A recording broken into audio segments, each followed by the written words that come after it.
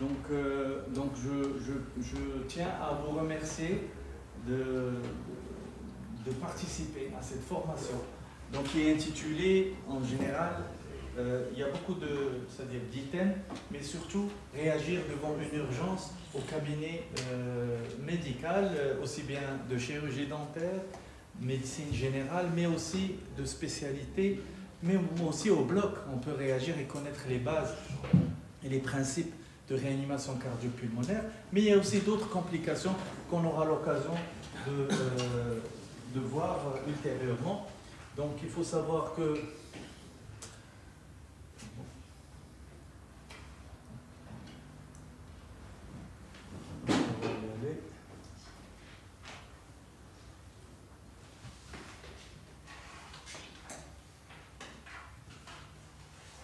toujours les aléas du direct.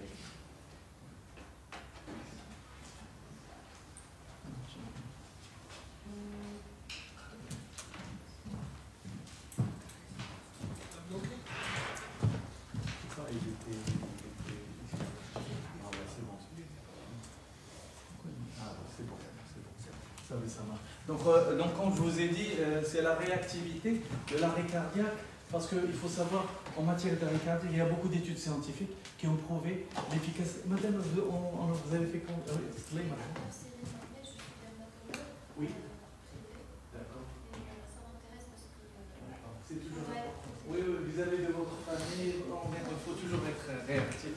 Donc là, pourquoi j'ai mis 2025? Parce que tous les 5 ans, depuis des années, une dizaine d'années, tous les 5 ans, il y a des études scientifiques avec des conférences qui actualisent à travers des recherches scientifiques la pertinence et l'efficacité de la réanimation cardio-pulmonaire. Et ils ont fait des études, ils ont prouvé qu'à chaque fois, il faut changer pour adapter, pour optimiser les chances de survie au cas d'arrêt cardio-respiratoire. Donc là, comme vous voyez, donc j'aimerais bien que vous suiviez. Là, c'est une toile qui a été peinte en 1652. Elle est exposée au musée du Louvre. Mais je veux que vous appréciez à l'inspection la différence entre les gens qui sont vivants et les gens qui subissent une mort subite. Il y a un changement. Comme vous voyez, la couleur de la peau, elle change parce que la pompe myocardique s'est arrêtée. Donc il y a la couleur. Et déjà, quand vous voyez quelqu'un qui est rose, avec les joues roses, et qui bouge, qui est debout, donc il n'y a pas de risque. Quand il y a quelqu'un qui est effondré comme ça, avec une couleur livide, voire même bleuâtre, là c'est une mort subite, c'est là où il faut réagir de façon très très efficace et rapide. Malheureusement, quand il y a un arrêt cardiaque, dans la mémoire populaire mondiale, même dans notre société, tout le monde a peur de mettre la main, a peur d'aggraver l'état. Donc, et on est bloqué. Je connais le patient. On est toujours. Demande les clés. Et parfois il y a des gens qui ont peur. Ils disent bon, la police va venir, les sapeurs-pompiers vont nous empêcher, ils vont contester notre statut de compétence. Mais il faut réagir. Malheureusement, c'est un fait. Tout le monde est bloqué par cet effet. Donc il faut savoir que quand il y a l'arrêt cardiaque, donc le cœur ne se contracte plus selon certaines études, et la pompe, nous savons que la pompe c'est une pompe myocardique qui assure la perfusion du cerveau, qui est très sensible à l'oxygène, la cellule nerveuse, le neurone, à l'oxygène et au glucose, et quand la pompe s'arrête, soit elle n'arrive pas à pomper ou bien elle fibrille et elle n'est pas efficace. Ça entraîne une hypoperfusion cérébrale, et cette hypoperfusion est délétère pour le cerveau, parce que même si on récupère le cœur, après, il y a des séquelles irréversibles. Au-delà de 3-5 minutes, il y a la mort cérébrale, la cellule nerveuse n'arrive pas, et on récupère un légume. Malheureusement, on est un neurovégétatif, parce qu'il a déjà fait l'arrêt cardiaque, on n'a rien fait. On n'a pas réagi favorablement pour perfuser le cerveau, et il s'est compliqué de séquelles irréversibles, donc qui représentent un handicap pour et la famille, et la société, et pour lui-même. Donc, il y a des choses évitables qu'on peut faire de façon efficace et pertinente pour pouvoir réagir face à cet arrêt cardiaque. Comme je vous ai dit, comment faire le diagnostic, en général, c'est l'aspect, c'est livide, il y a la pâleur, mais aussi l'absence de circulation. La pompe myocardique ne circule pas, donc on ne retrouve pas. En général, on est médecin, donc on est habilité à connaître. Je vous encourage à poser votre doigt, les 3 doigts, sur le trajet carotidien pour détecter cette pulsatilité qui est plus importante que le pouls. Le pouls, la sensibilité du pouls carotidien est plus importante. Donc c'est bien ce réflexe d'aller chercher le pouls au niveau du poignet, je crois qu'il faut l'éviter. Il faut toujours passer directement parce que la carotide elle est grosse et on a plus de chances de détecter est-ce qu'il y a un pouls ou pas. Donc ça part parmi les signes diagnostiques. Dans 40%, la cause de l'arrêt cardiaque, c'est une fibrillation. Parce que en médecine, le plus souvent, c'est les sujets âgés qui ont des infarctus du myocarde et qui bouchent la coronaire. Et la coronaire, quand elle est bouchée, elle va ne plus desservir le myocarde. Et le myocarde, comment il réagit? Il ne se contracte plus, il vibre. Avant, il faisait comme ça. Pour pomper, le ventricule, il pompe. Quand il est lésé par un infarctus du myocarde, par exemple, ou bien une thrombose de l'artère coronaire, il va faire comme ça. Dans 40%, c'est la fibrillation, c'est le sujet âgé par rapport au sujet jeune, lié à une hypoxie liée, par exemple, à une noyade. La cause, elle est hypoxique, parce qu'il s'est noyé, mais le plus souvent, chez le sujet âgé, la cause de l'arrêt cardiaque, elle est ischémique, elle est cardiogénique, c'est le cœur. Et la première anomalie, c'est la fibrillation. C'est quand le cœur il fait comme ça. La fibrillation, le traitement de la fibrillation, c'est la défibrillation par un choc électrique. Mais avant d'avoir ce défibrillateur qui n'est pas accessible et disponible sur les lieux de l'accident, on a besoin d'aider à perfuser le cerveau. Donc c'est ça la priorité. Comme vous voyez là, c'est une fibrillation. Donc je vous invite aussi à acquérir des appareils, même si ça peut être un peu coûteux, mais en leasing, vous pouvez avoir de moniteurs multiparamétriques pour mieux évaluer et voir l'aspect. Si jamais vous voyez une fibrillation, vous allez pouvoir le confirmer par ce moniteur d'électrocardiogramme. C'est un scope, électrocardioscope. Donc comme vous voyez le cœur, comment il se contracte. Donc on sait que la cible ultime, c'est le cerveau, qui, si l'oxygène n'arrive pas, au-delà de 3 minutes, il y a des séquelles irréversibles qui peuvent tuer le neurone. Donc, mais aussi d'autres organes, le foie, au-delà de 30 minutes, le rein, au-delà de 15 minutes. Mais ce qui est délétère, c'est l'oxygénation cellulaire en général qui entraîne une anoxie.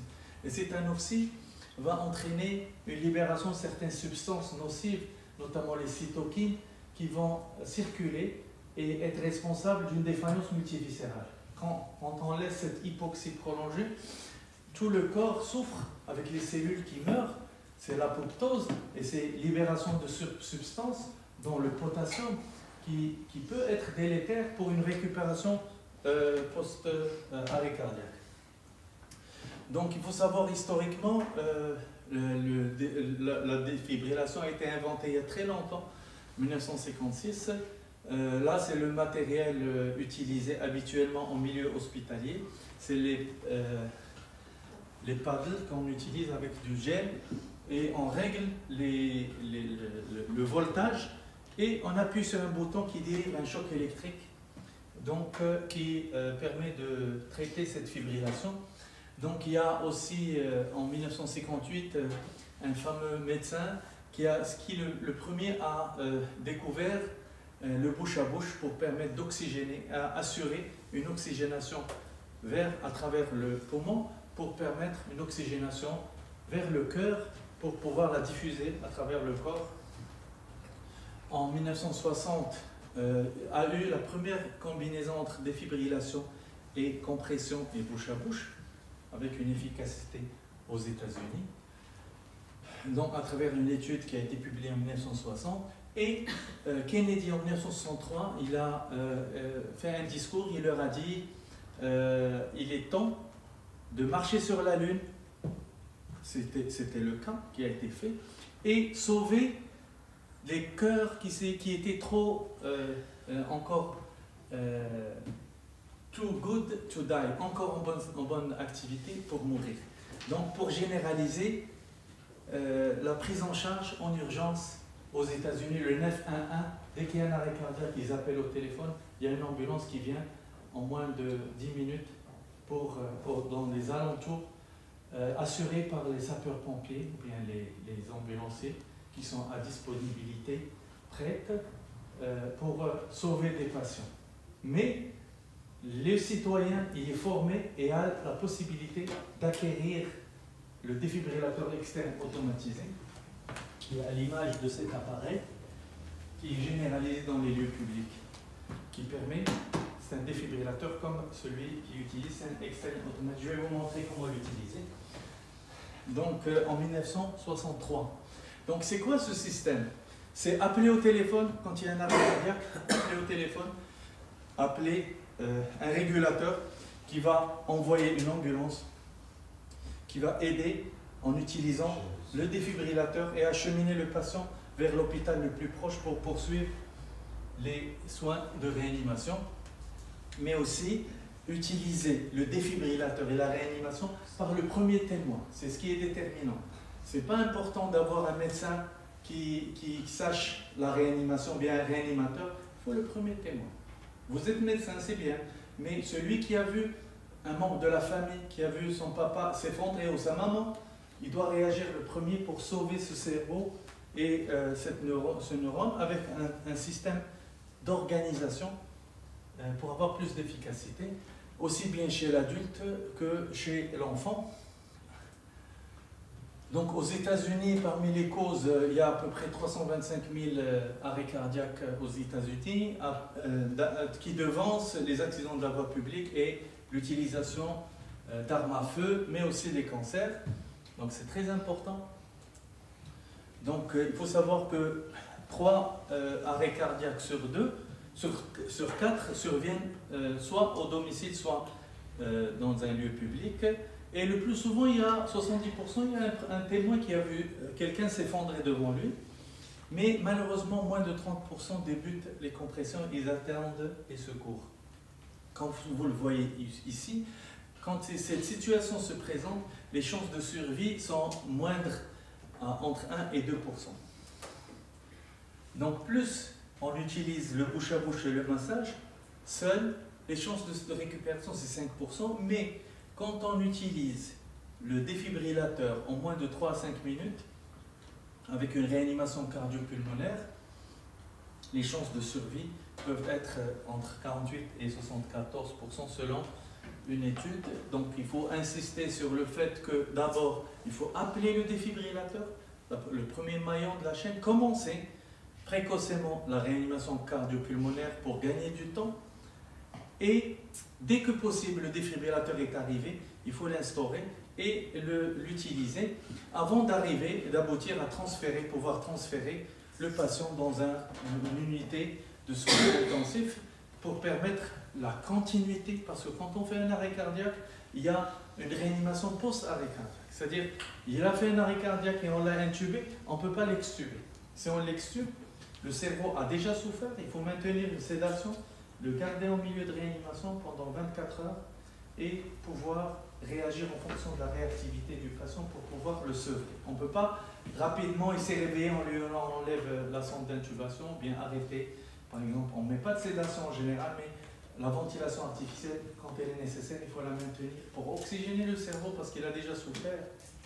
Parce que si jamais on arrête cette ventilation, cette oxygénation, il risque de faire une convulsion. C'est une souffrance neurologique. Donc il faut maintenir, être calme, ne pas s'en faire, ce n'est pas grave, expliquer à la famille. Le cerveau a souffert pendant quelques temps, on va le laisser se reposer, l'endormir et le laisser se reposer.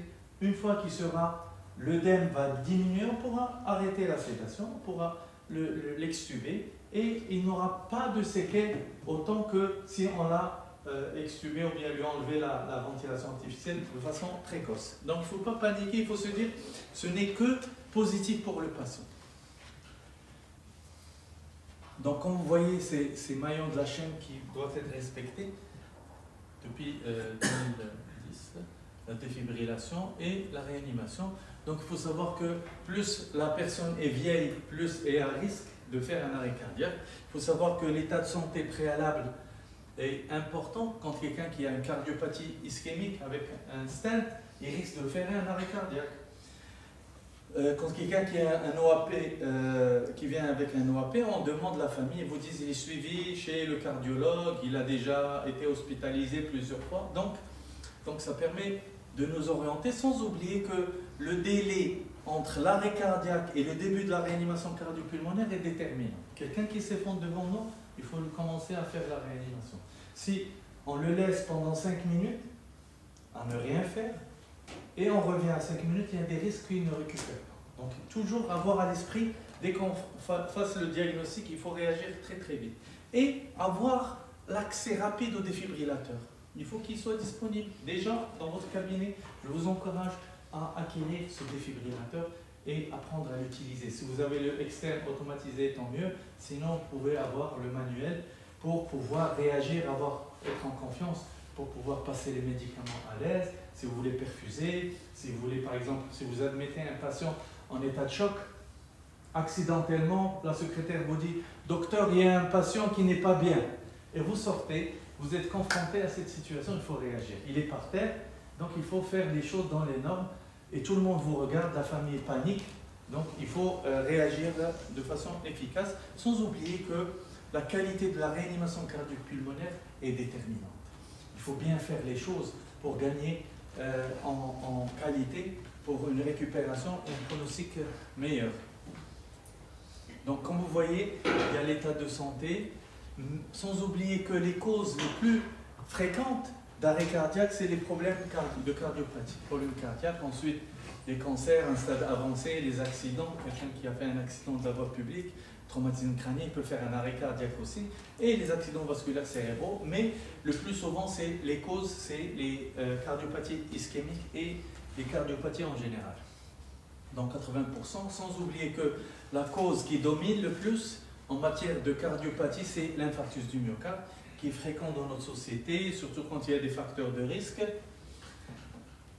Donc, ce qui est déterminant, c'est le délai entre l'arrêt et le début de la réanimation cardio-pulmonaire, en sachant que plus on perd une minute, plus les chances de survie diminuent de 10%. Donc, plus on perd une minute, plus le pronostic il baisse de 10%. Donc, quand c'est 9 minutes, c'est 90% de perte de chances de récupération. Alors, quand on réagit très vite, c'est important, d'où le rôle du premier témoin qui est important. Il faut démystifier, on n'est pas obligé d'être médecin ou professionnel de la santé pour commencer la réanimation. Il faut apprendre à tout le monde, ce qui se fait dans les pays développés actuellement. Tous les citoyens, par exemple les gens qui veulent être naturalisés ou bien qui vont en émigration au Canada, on leur fait passer une formation de Basic Life Support pour pouvoir réagir en cas d'arrêt cardiaque, pour pouvoir être des citoyens efficaces dans la société. Donc ils leur apprennent automatiquement, pour tout citoyen doit réagir parce qu'il y a les défibrillateurs qui sont disponibles, mais aussi tous les citoyens sont formés régulièrement. Tous les 2 ans, ils sont obligés de faire une remédiation pour passer des examens, pour savoir utiliser aussi bien théorique que pratique, parce qu'il y a de l'actualisation concernant la réanimation cardio-pulmonaire. Là, c'est la compression. Il faut voir que, rappelez-vous de cette attitude, premier témoin, il y a un angle ici, les épaules sont devant, et la ligne verticale des coudes, il ne faut pas qu'ils soient fléchis, il ne faut pas plier les coudes, il faut s'appuyer avec le poids du corps pour ne pas se fatiguer, et se mettre sur les genoux, et appliquer au milieu du sternum pour avoir plus d'efficacité qu'on va voir tout à l'heure. Voilà l'électrocardiogramme d'un arrêt cardiaque avant la survenue d'un arrêt cardiaque. Ici, c'est un rythme qui est sinusal. Ici, c'est une fibrillation à grande maille. Il devient à petite maille et il vient à la systolie après 9 minutes. Donc, c'est qu'est-ce qui se passe Donc, comme vous avez remarqué, en 9 minutes, le patient est décédé. Et c'est durant ces 9 minutes que vous devez réagir pour permettre une perfusion cérébrale et maintenir une oxygénation de tout l'organisme et tous les organes avant la récupération de ce cœur qui s'est arrêté de battre. Parce que la fibrillation, comme vous voyez ici, il n'y a pas de contraction, il y a juste un frémissement comme ça du cœur, mais il ne pompe pas. C'est le stade ultime avant la survenue, en sachant qu'aussi il y a le risque d'autres troubles du rythme, comme la tachycardie ventriculaire en dents de scie, qui peut se voir aussi, donc qui peut expliquer la survenue d'un arrêt cardiaque. Donc l'utilisation d'un défibrillateur externe automatisé, on va essayer de l'utiliser. Il faut savoir que le maillon de la chaîne qui était réalisé, en général, ils ont fait des études, ils ont trouvé que les secours ne viennent qu'au bout de 10 minutes. 10 minutes 40 secondes. Donc c'est là l'impact du premier témoin pour réagir. Au cabinet dentaire, quelqu'un qui est effondré, ou bien dans une clinique, ou bien à domicile. Donc il faut réagir dans les 10 premières minutes. Il ne faut pas regarder attendre le secours parce que dans le meilleur des cas, même aux États-Unis, il ne vient qu'au bout de 10 minutes. Donc comme vous voyez ici, se baser sur la compression thoracique, le bouche à bouche. Pourquoi bouche à bouche? Parce qu'on n'a pas de ventilation de ballon masque. Vous, dans votre cabinet, vous avez la disponibilité d'un ballon auto-remplisseur qui permet d'insuffler de l'oxygène. On va voir tout à l'heure, on n'a pas besoin de beaucoup d'oxygène en arrêt cardiaque. Parce que l'air ambiant, c'est 21%. On a juste besoin de 21%. Le fait de mettre... Nous avons l'air ambiant à 21% et on va le prendre et l'insuffler. On va en prendre 3%. Ces 17% sont suffisants pour le patient pour faire circuler, parce que nous appuyons sur le thorax pour faire circuler ces 17%. Les études ont démontré que 17% sont suffisants. Nous n'avons pas besoin de 100% de FiO2 comme en réanimation. On voit dans des respirateurs qui délivrent FiO2 à 100%. Pour avoir un équilibre, selon les études, pour avoir une efficacité de récupération, nous avons plus besoin de défibrillateurs, de massage cardiaque, beaucoup plus que l'oxygénation. Nous avons besoin que de peu d'oxygène qu'on délivre. 17% est suffisant pour le patient. Nous prenons 3%, il y a 21% d'oxygène dans l'air avec de l'azote, avec d'autres gaz, mais le bouche à bouche l'oxygénation n'a pas un gros impact sur la récupération. Si on est dégoûté, si on a peur de contracter une infection respiratoire comme Covid par exemple, et vous ne voulez pas faire le bouche à bouche, ne le faites pas, mais faites quand même le massage cardiaque en attendant qu'il y ait quelqu'un de la famille ou quelqu'un qui n'a pas de problème de pouvoir insuffler, utiliser le bouche à bouche. Parce que le bouche à bouche permet d'insuffler 17% d'oxygène qui permet aussi d'oxygéner. Il ne suffit pas que de... Mais quand on fait le massage, on fait circuler l'oxygène qui était déjà résiduel.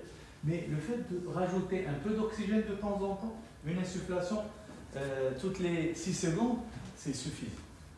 Donc il faut combiner entre aussi bien compression thoracique de façon efficace, mais aussi bouche à bouche en attendant l'arrivée du défibrillateur externe automatisé. Comme vous voyez dans cet aéroport, vous allez remarquer dans les lieux publics en Europe, et même au Maroc, il y a des lieux publics où des centres commerciaux où l'utilisation qui est accessible et disponible. Je crois, ça fait combien de temps, Abdo, qu'on en a parlé de ce défibrillateur? Plus de 20 ans. Plus de 20 ans. En 2000. Depuis 20 ans qu'on en parle, et malheureusement, ça peine à se généraliser. Ça existe dans les aéroports, ça existe dans les grosses boîtes. Maintenant, ça commence à exister. Malheureusement, ça fait 24 ans qu'on en parle. Depuis 2000, 2000, on en parle, on fait les formations. Mais les politiques, je ne sais pas qu'est-ce qui se passe. Maintenant, avec la Coupe du Monde, ils sont obligés de s'activer rapidement. Ce n'est pas une obligation. Les multinationales, c'est une obligation. Parce que ça vient de l'étranger. Les aéroports, il y a les aéroports, ça existe. Moi, je commence à réaliser au Maroc, tous les aéroports sont dotés de défibrillateurs. Les écoles privées viennent comme IoT et autres, ils ont les défibrillateurs. Ils ont les défibrillateurs, c'est des normes françaises. Des normes françaises. Mais je crois que tous les cabinets médicaux doivent être dotés de défibrillateurs. Ne serait-ce après, je crois que le Conseil de l'ordre va instaurer une loi pour obliger, mais il faut le généraliser pour vous, pour avoir plus de confiance. Au moins le défibrillateur externe automatisé est disponible pour être en confiance. Parce que les gens ne savent pas qu'il y a un risque potentiel. Au lieu de décéder au domicile, il tombe dans votre cabinet et c'est du ressort de votre responsabilité. Que le DEA, il analyse lui seul les chocs, les rythmes cardiaques choquants. Donc il les détermine, vous n'avez pas besoin de les connaître. Voir quand il analyse, et vous dites de vous éloigner, s'il y a un choc qui nécessite d'être choqué, il commence à charger. C'est un logiciel sur cet appareil qui détecte la fibrillation ventriculaire, la tachycardie ventriculaire et la systolie. Il va vous dire, s'il trouve fibrillation et tachycardie ventriculaire, un rythme choquable, il va parler. Un rythme choquable. S'il ne trouve pas de fibrillation ou bien tachycardie ventriculaire, il va vous dire, continuez, il a déjà détecté une asystolie, un tracé plat, continuez, ça ne servira à rien d'utiliser le défibrillateur parce que ça ne va pas marcher, continuez le massage cardiaque. Mais il peut le détecter en deuxième lieu. Donc normalement, à force de masser, il va vous dire, continuez à masser, après une minute, il va réanalyser, et là où il a un rythme choquable, il va le choquer. Donc il faut toujours continuer et laisser les électrodes. Donc, ça alterne entre défibrillation, tachycardie, ça peut être... on va faire ça. C'est l'objectif de la formation. Donc vous allez vous entraîner. L'objectif, c'est que vous sortiez de cette formation en sachant pratique. Mais le problème, malheureusement au Maroc, certaines formations, il y a beaucoup de théorie. On vous parle, vous sortez, ah, j'ai fait cette formation. Mais c'est pas... Il faut être apte à réaliser, à pratiquer. Pratiquer plus la pratique, c'est plus pertinent. Donc l'accès, comme on a dit, défibrillateur, pour pouvoir ramener l'équipe de secours pour leur confier le patient. Une fois les secours sont là, aux États-Unis, en Europe, on se retire. Mais nous, on a déjà fait le maximum, on a fait tout. C'est nous qui avons sauvé le patient, parce qu'il risque de récupérer. Une fois que les secours viennent, ils trouvent un patient qui a récupéré pour le transférer. Déjà, votre action serait salvatrice. Mais si ça ne marche pas, ils vont vous dire, pardon, vous avez fait le maximum, laissez-nous continuer, nous sommes des professionnels qui font ça tous les jours. Donc voilà, les secours ils viennent, ils ont un défibrillateur, un moniteur, un défibrillateur, ils ont le matériel, ils continuent. Si le patient récupère, il l'emmène dans un hôpital. S'il ne le récupère pas, malheureusement, il l'envoie à la mort, malheureusement, après 30 minutes. On va en parler. Donc, on pratique. Comment on fait, même en Europe? Donc, on est au cabinet, il y a un patient qui se vend devant vous. La première chose, c'est évaluer l'état de conscience. Shrif, Shrifa, le cerveau ne reçoit plus d'oxygène parce que le cœur est arrêté. La première chose, pour confirmer. S'il vous dit ah, c'est pas un arrêt parce que le cerveau est perfusé. Donc là, si vous lui dites Shrif, il ne réagit pas. Le cerveau n'a rien reçu. Donc c'est probablement un arrêt cardiaque. La deuxième étape, appeler les secours. Si le défibrillateur n'est pas disponible, ça ne sert à rien de continuer la réanimation. Appelez, pas comme j'ai mon défibrillateur, ou bien la secrétaire, ramenez-moi le défibrillateur externe automatisé. Pour continuer l'évaluation c'est très rapide, voir s'il respire, c'était en 2015 ça. Ce n'est plus le cas. On n'a pas besoin de voir s'il respire encore. Le fait de voir que le cerveau ne reçoit plus d'oxygène, on appelle le défibrillateur et désolé, c'est censé monter ça. Donc voilà, confirmer que c'est un état de mort subite probable. Donc c'est juste la conscience, la respiration qui est absente, confirmer la mort subite. Hachi pour les patients, c'est-à-dire les non-professionnels de la santé. Mais pour les professionnels de la santé, on connaît l'anatomie, on peut chercher le pouls rapidement et commencer. Donc là, c'est le grand public. Là, c'est la formation ici. Nous sommes des professionnels de la santé, donc on connaît les bases d'anatomie. On peut chercher le pouls. Donc vous pouvez chercher au niveau du carotidien, avec les 3 doigts, et chercher la pulpe des doigts, chercher une pulsatilité. Cette pulsatilité va montrer est-ce que, de façon sensible, est-ce qu'il y a un pouls ou pas. S'il n'y a rien, c'est un arrêt cardiaque. Ça nous autorise à commencer à faire le massage cardiaque. Donc c'est une mort apparente pour les professionnels de la santé, donc en phase interne, et commencer la réanimation cardio-pulmonaire. Donc ce qui est important, c'est la qualité de réanimation cardio-pulmonaire. Ce qui est important en matière de réanimation cardio-pulmonaire, à partir de 2015, il fallait commencer, comprimer fort et vite. On va voir le rythme, c'est à peu près 100 à 120 compressions par minute. Laisser le thorax revenir à sa position normale de repos, on va le voir sur les mannequins. Masser et laisser le thorax. Parce que plus on laisse le thorax revenir à sa position de repos, plus on aura la chance de remplissage du cœur. Donc c'est un phénomène élastique.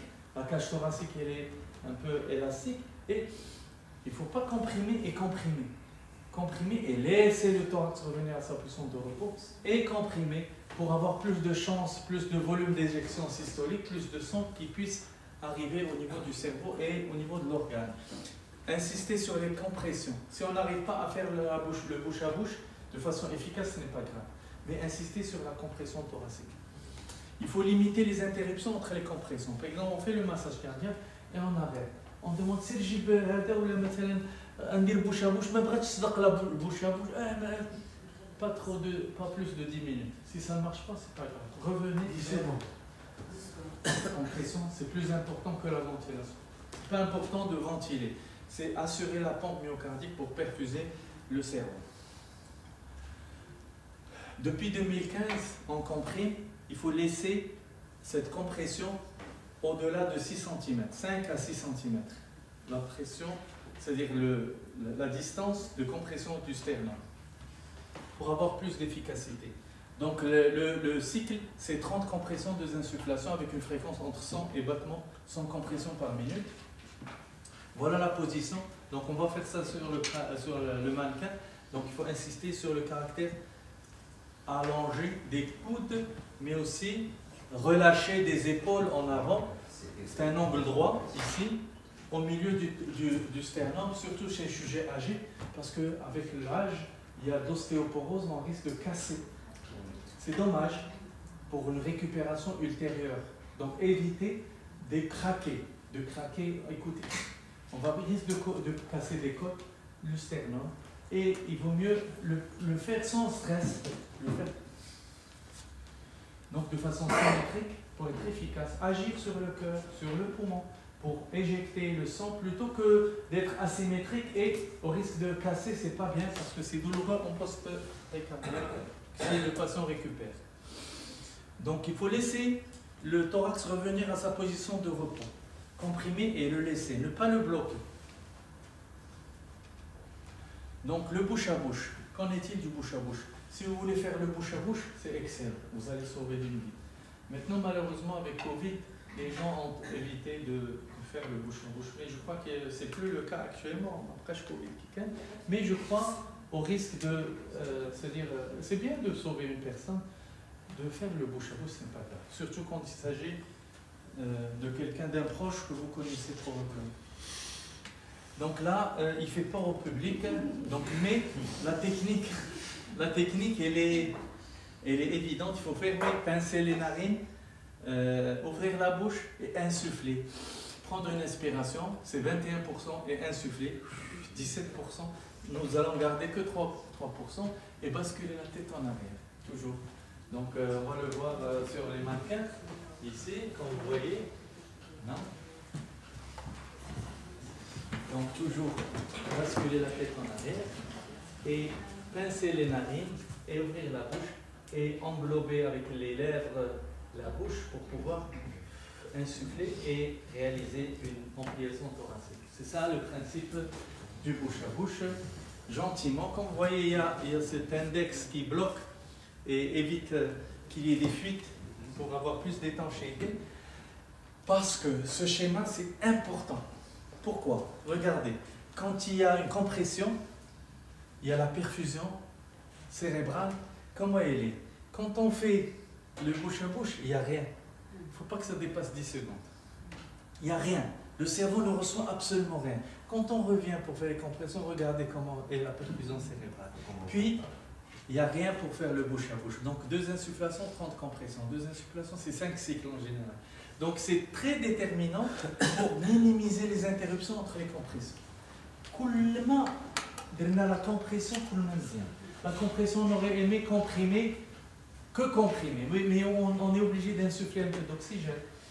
Et le fait de comprimer, c'est bénéfique pour le corps, mais on a besoin d'insuffler un peu d'oxygène pour faire circuler l'oxygène dans tout le corps. Donc, rappelez-vous-en, minimiser les interruptions entre les compressions. Donc, comme vous voyez, pour le grand public, il y a des gens, déjà ils appellent les urgences. Si vous ne voulez pas ventiler, faire le bouche à bouche, mais masser quand même, en attendant l'arrivée d'une personne qui veuille bien faire le bouche à bouche ou bien l'arrivée des secours, en sachant qu'actuellement, avant on disait ABC, donc airway, breathing, circulation, maintenant elle a changé.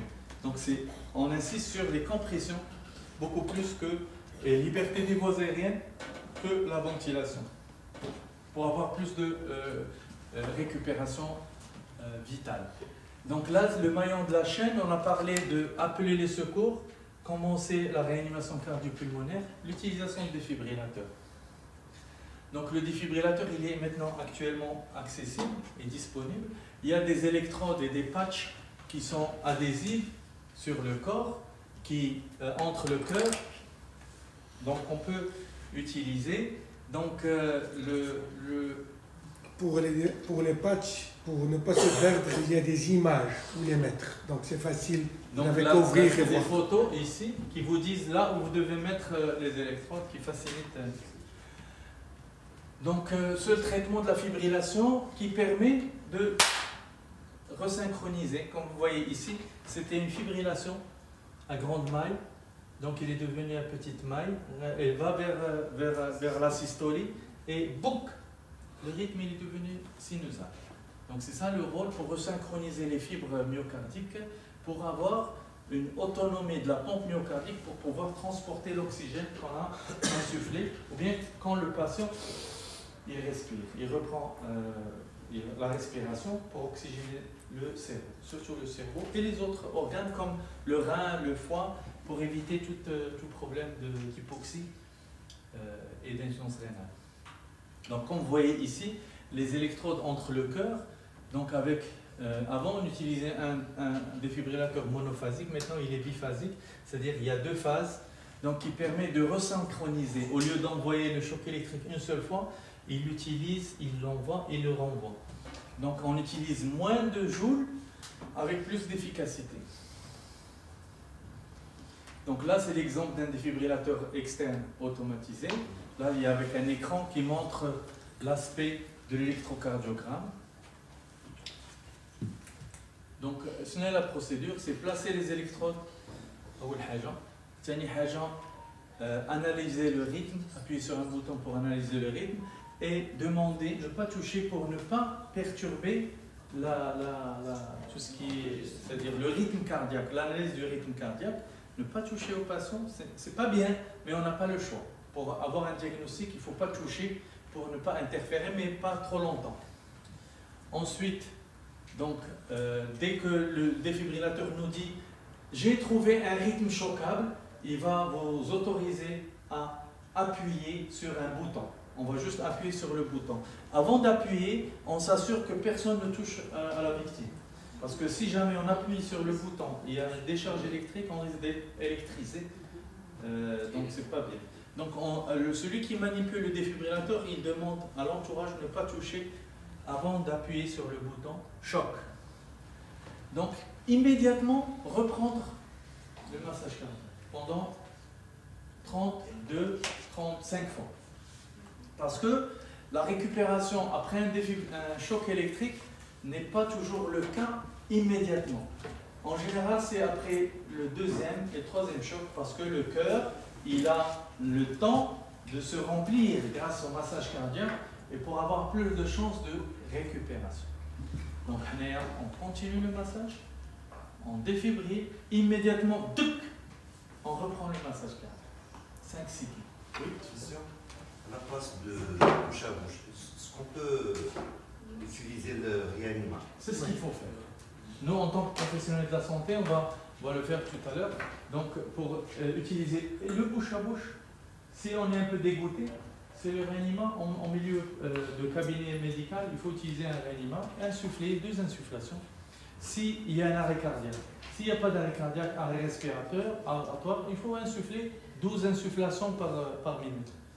En attendant que le patient se réveille. Par exemple, quelqu'un qui a fait une overdose ou bien une intoxication au monoxyde, c'est-à-dire de CO2, de CO.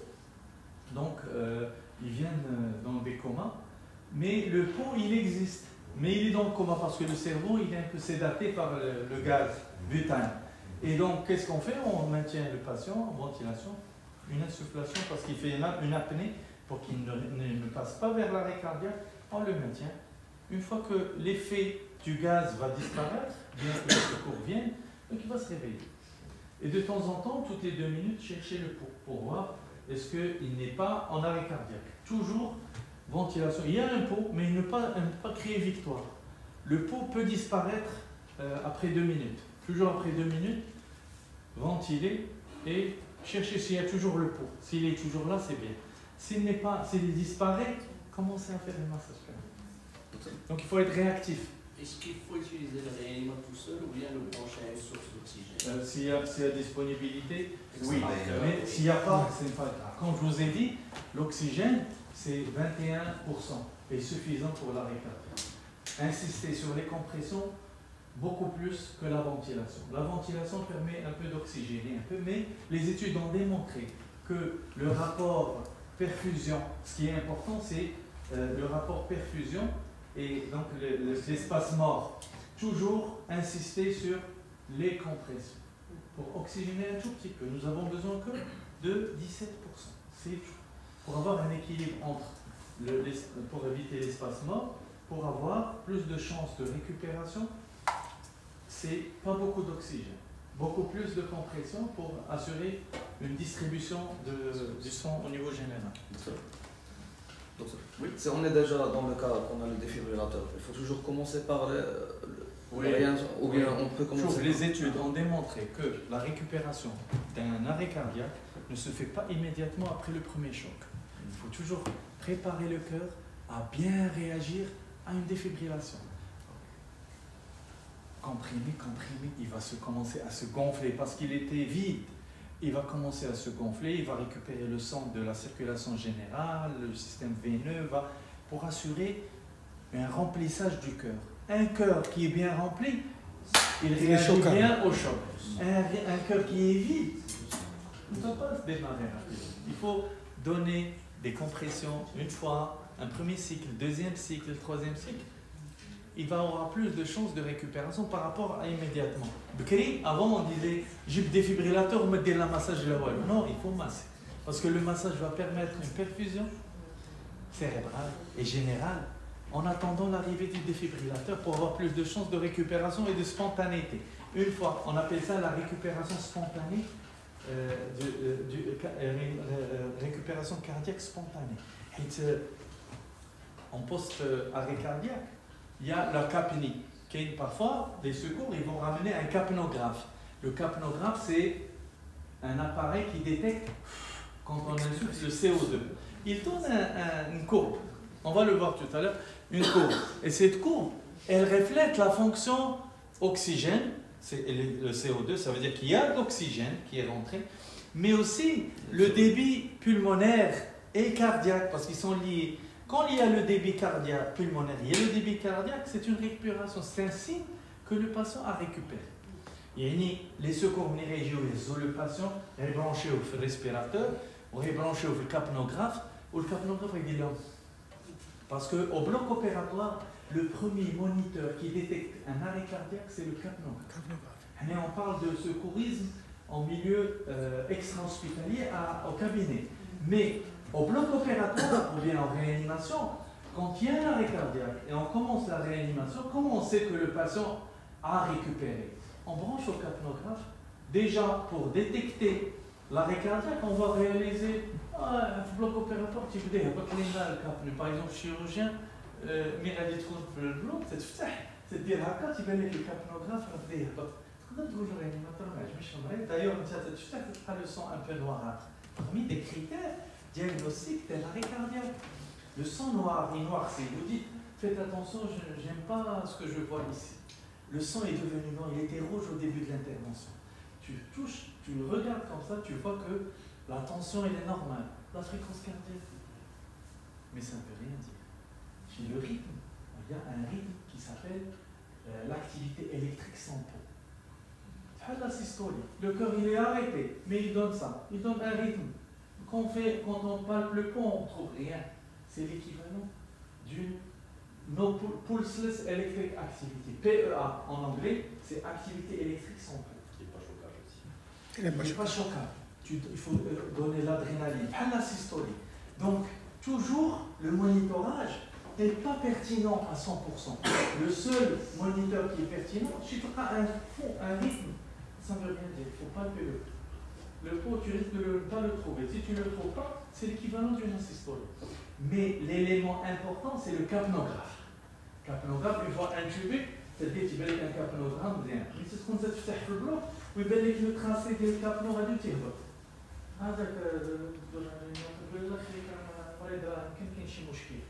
Il m'a débranché le tube, mais il cache le capno. Ou là, le capno, peut-être, il fait une hypotension, il fait. Oh, il ne va pas palper le pot. Et vous allez remarquer aussi que le cerveau ne bat pas comme avant. Et vous lui demandez, faites attention, il faut faire quelque chose. Donc vous aussi, vous allez vous préparer. C'est excellent cette question. Parce que vous allez vous préparer à retourner le patient. Dès les champs dialectes, vous dites, vous retourner le patient, vous tel massage. Il va vous dire merci. Dans le massage cardiaque, vous dire, voilà, allez-y, خليه هو يكمل. الماسين تاع الماسين on va تعاونوا هو يدوز l'adrénaline ولا يجيب défibrillateur ولا يجيب les bras. المهم détecter précocement les signes d'un arrêt cardiaque. C'est important parce que les gens, ils oublient que la première chose, le bloc opératoire, on est sorti un peu de sujet, mais la première chose c'est le capnographe. C'est lui qui détecte. Même si on trouve un rythme cardiaque, ça ne veut rien dire. Il faut toujours palper le pouls. L'intérêt de palper le pouls, ça va palper un pouls. Si le pouls existe, ça veut dire que le cerveau est perfusé. S'il n'y a pas de pouls, c'est un arrêt cardiaque. Il faut commencer les compressions sur la suite. اللي داير الرسول كما قلت هادشي دوب باش يعني عندنا الديفيبريلاتور هو موجود. الديagnostic ديال لاغي كاردياك يعني يفو ماسي عاد ندوزو اذا عيط الديفيبريلاتور كاين ماسي هو الاول. De toute façon, les études ont démontré que la récupération d'un cœur ne se fait pas en première défibrillation, deuxième, troisième. Donc plus tu masses, plus tu vas assurer une perfusion cérébrale. Parce que le pronostic neurologique est plus important. Galer avec le cœur ne démarre, on s'en fout. On s'en fout, un infarctus du myocarde, un coro, une dilatation, un KT. Mais en urgence, c'est un arrêt cardiaque. Et le pronostic, c'est plutôt le cerveau. Le cerveau qui souffre. Il ne faut pas le laisser souffrir encore plus, parce que plus on le laisse souffrir, et on risque de récupérer un cœur après. Mais le cerveau, c'est grillé. C'est trop tard. Parce qu'on n'a pas fait les soins. Assurer la perfusion. Petite bouche à bouche, gentiment. Et massage cardiaque. Pour assurer une oxygénation, c'est rénal. Mais aussi rénal, cardiaque aussi, on perfuse avec de l'oxygène. Rénal, hépatique et les organes en général, comme on avait vu, c'est l'anoxie générale qui sécrète, qui éclate la cellule. Il y a une sécrétion de substances dans la circulation sanguine qui est délétère pour le corps. C'est un syndrome de défaillance multiviscérale. Avec le syndrome, il est malheureusement, il est difficilement récupérable. Choc septique, défaillance multiviscérale, le cœur, le foie cytolyse. Et le patient souffre plus. Mais tu prends le cœur à haut démarre. Ou les séquelles d'arrêt de perfusion sont plus délétères. Donc, le rôle d'Anna, c'est d'assurer une perfusion. Ce qui importe, c'est le cerveau.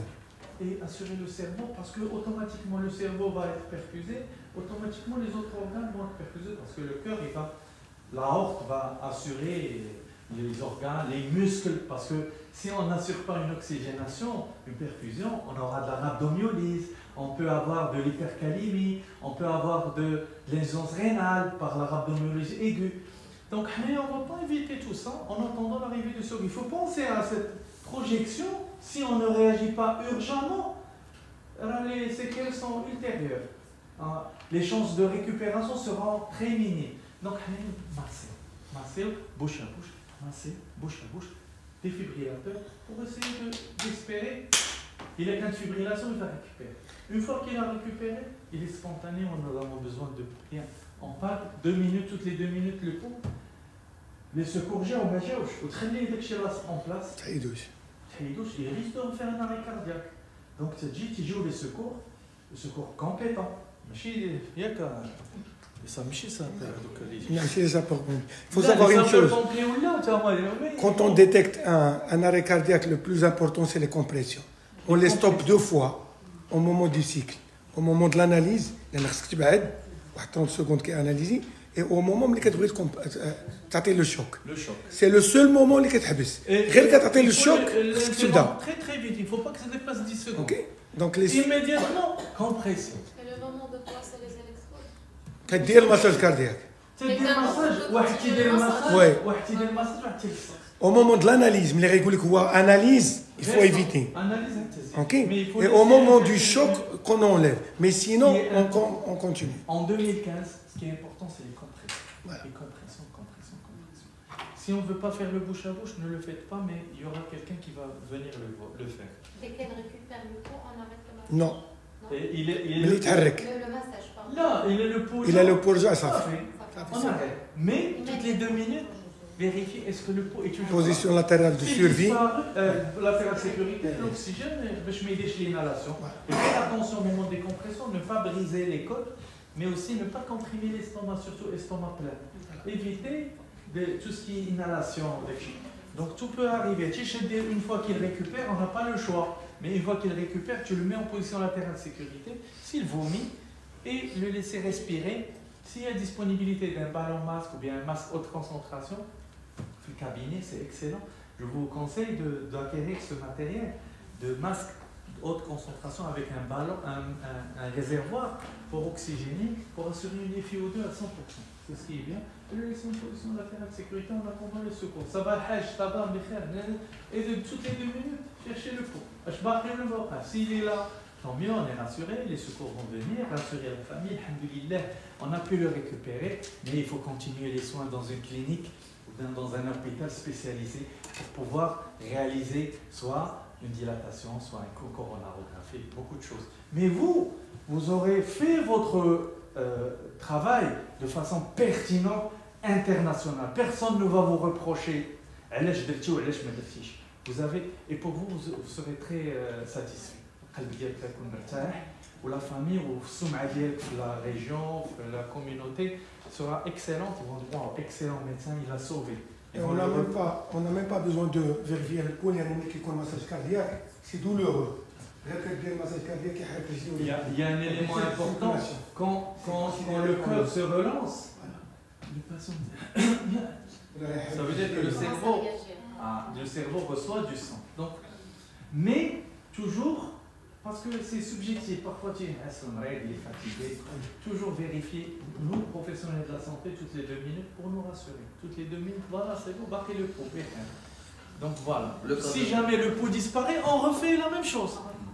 Défibrillation, 5 cycles de compression, assurer une perfusion, et démarrer bouche à bouche de 2 insufflations, retourner à faire 5 cycles. Continuez les 5 cycles, mais je bouge 3 cycles, baraka. Non, 5 cycles.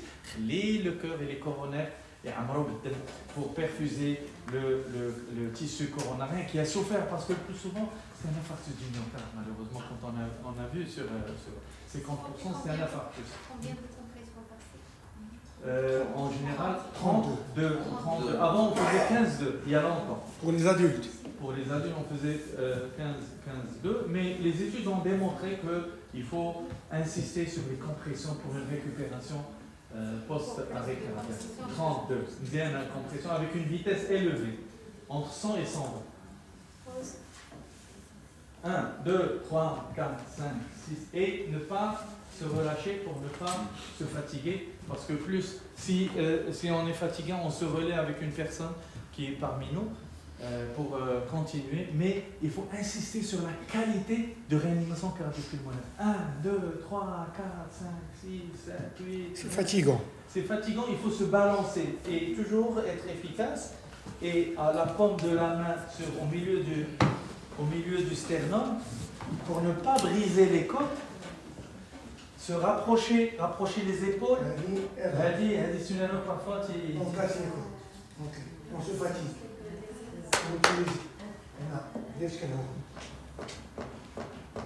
Ne pas se fatiguer et se décontracter. Ne pas stresser, garder son sang-froid avec l'équipe et être efficace. Donc, avoir soit un oreiller ou les charger si on l'a à disponibilité. Si la secrétaire peut vous ramener un oreiller sous les rotules et les genoux, et se rapprocher du patient et se positionner les mains, qui met le talon de la paume de la main, et continuer, ou activer le ballon. 1, 2, 3, 4, 5. Et la profondeur, comme on avait dit, on va le voir en pratique, c'est entre 5 et 6. Et laisser le thorax revenir à sa position de repos. Regardez, ne pas comprimer. Non, pour le laisser se remplir en sang et en oxygène. Le cas d'un deux insufflations. Le cas d'un nourrisson, on utilise seulement les On va voir. Nourrisson, c'est différent. Les doigts. Après 5 cycles. 1, 2, 5 cycles. Mais les 5 cycles vont tourner là, je tourne ici. Au revoir. Et là, moi je vais faire quand même le bouche à bouche. Fermez les narines et insufflez. Attendez s'il vous plaît. كمل 30. 1, 2, 3, 4, J'ai minimisé les interruptions. Il va terminer à 30. 15, 16, Et moi je vais le faire en moins de 10 secondes. 22, 23, 24, 25, Je ne vais pas dépasser 10 secondes. Si ça ne marche pas, je m'en fous. Si ça ne marche pas, je m'en fous. Après 5 cycles, on ما عرفتش ندير بوش بوش. المهم هو ماشي انا الا ما سقطش لي هذيك ماشي نبقاو نضيعوا الوقت parce que le pronostic c'est la perfusion cérébrale qui doit être assurée. Si je n'arrive pas à assurer une oxygénation, c'est pas grave. Mais l'essentiel c'est de faire circuler du sang. La pompe doit démarrer pour perfuser au moins le cerveau. Mais nous savons en tant que professionnels de la santé, vous êtes médecin. Il y a le cœur, il y a le rein, il y a le foie, il y a les muscles, il y a tout ce qui est organe noble. Il faut assurer une oxygénation grâce aux compressions. Si j'arrive à insuffler 17%, à la baraka, il y a 17%. 17%, ça me suffit. Si j'arrive pas, je vais le faire le prochain cycle. Il va terminer 30 et moi je vais. واللي كيدير ماساج كاردياك ملي كيوصل 30 وكيبقى ما كيحيدش علاش وملي كينشوف كنعرفوا راه واش اللي افيكاس ولا لان كيطلع باش كيرمي كيحس به الا ما دارش ما كيتسناش تنقول ليه لا وليت يدير لي كومبريسور il réalise que les insuffleurs ne sont pas efficaces. Et je veux voir une ampliation thoracique la prochaine fois. Donc c'est un timing, c'est une collaboration. C'est pas grave. La prochaine fois, parce que le pronostic c'est de récupération. Ça te goûte les. Là, le plan de. On arrive à mettre une planche. Un plan dur, c'est bien. Sinon, si on regarde 5 cm. Il a كيف فلولي كيزوج important. Donc, rappelez-vous-en. Rappelez-vous, il faut minimiser les interruptions entre les compressions. Comprimer fort et vite, des éléments très importants. Comprimer au-delà de 5 cm. Laisser le poumon retourner à sa position de repos. Ne pas comprimer et comprimer. Laissez le thorax, parce que c'est élastique. La cage thoracique est élastique, le poumon aussi. Et le cœur, on doit lui permettre de se remplir, le remplissage en sang, pour qu'il puisse se gonfler au maximum pour envoyer le sang à la suite d'une compression ultérieure vers le cerveau et comme tu as dit, la rétine aussi pour la visibilité, mais aussi, surtout le cerveau. Le cerveau, il est quand le cerveau et la perfusion rétinienne, et le rein aussi, parce que le problème, c'est que cette anoxie généralisée cellulaire entraîne des déchets et ce qu'on appelle l'apoptose. Et les cellules, quand elles meurent, elles se déchirent. Il y a issus de potassium, issus de déchets qui sont délétères pour le rein et qui entraînent une insuffisance rénale. Après, la réanimation intuba, puis une insuffisance rénale, c'est les dialyses. On n'a pas besoin d'arriver à ce stade. Grâce à votre réactivité immédiate. C'est important. L'endroit où se poser la main, est-ce que c'est en suspens? Au milieu, on mesure l'appendice xiphoïde et la fourchette sternale, et au milieu, on vient entre les deux mamelons. Entre les deux mamelons, il y a le point, on met notre talon de la main, on croise les doigts et on fait les hanches et on se balance. On se balance, on fixe. 1, 2, 3, 5. Malheureusement, c'est rapide, mais c'est efficace. Les études ont démontré entre 100 et 120. Au centre, c'est 160. Mais les études ont démontré que 160, donc 120 baraka. C'est qu'il y a 120, j'ai oublié un qui غيجيرو لي انا عييت غندوز ندير بوش à bouche ou le ballon masque parce que la tête au صاحبي ou la secrétaire ديالي elle est formée. C'est important, c'est un travail d'équipe. La secrétaire doit m'aider. Il faut lui apprendre, il faut qu'elle soit formée. Une formation, et j'espère que ça va généraliser les certificats. Il faut généraliser parce que tout le monde doit avoir des cartes à renouveler pour avoir plus de confiance. On faisait ça. aussi علاش كنخليو لو كور كنخليو نبعدو كلكم شعلتوا لها في الدار في العيد الكبير. إلا الرابوز ما كديريش كامل ما كيشعلش لها. إلا كدير بحال كاش كتقول لك ويدا صوتو مزيان. Ok, donc c'est le même principe. Il faut laisser parce que la cage thoracique elle est élastique. Elle revient. Il faut la laisser revenir à sa position. C'est grâce à cette la rétention halaka, le cœur se remplit très bien. Les coronaires aussi. Donc quand ils se remplissent, durant la compression, on aura le temps de chasser le maximum de volume d'éjection systolique pour assurer une meilleure perfusion. Il y a beaucoup de monde qui font ça. Là.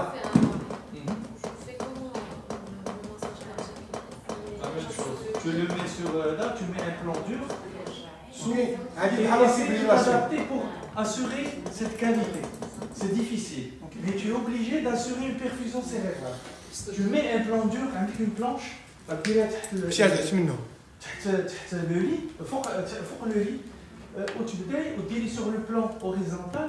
J'ai vu une infirmière ou une aide qui garde le cathéter pour qu'il ne soit pas arraché, pour ne pas entraver le pronostic. يبقى لاصق لنا على هذا الكاتيتر وانتي خدامه وتضربي وتقول لهم ردوا البال الكاتيتر وبريباري une oxygénation. En général, il faut l'intuber. En attendant, il faut protéger les voies aériennes, assurer une oxygénation. Mais le fait de pardon, c'est pas